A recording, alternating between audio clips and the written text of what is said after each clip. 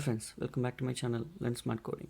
In this video, I'm going to teach you one of the topic from the spread operator. So how do we copy an array of primitive types? That is what we're going to see now. So here on my screen, you can see I have a function called copy array, and the first variable that I've defined is an array of elements of primitive types, right? It's not an object, it's a primitive type. So number 1, 2, 3, 4, 5 is sitting inside an array called arr1 variable. And now I'm using the spread operator dot and I'm assigning, like, copying this array into this a new array called array2.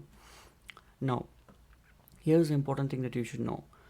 We're trying to make a duplicate change in a duplicate array. So we are trying to add a new item by using a push, and also going to the 0th index and assigning a value called 100. So once we print out these two logs, you can see the first array had 1 2 3 4 5, the second one had 1 2 3 4 5 6, and then the first one was modified into 100. You see this?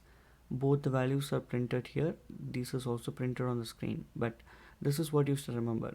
When we copy an array to another array using the spread operator, and then if we try to change anything on the duplicate array for a primitive type, the values are changed directly.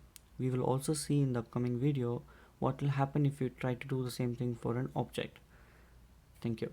Thanks for watching. If you like my video, don't forget to subscribe my channel, like it, share it, comment it, and never forget to click on the bell icon.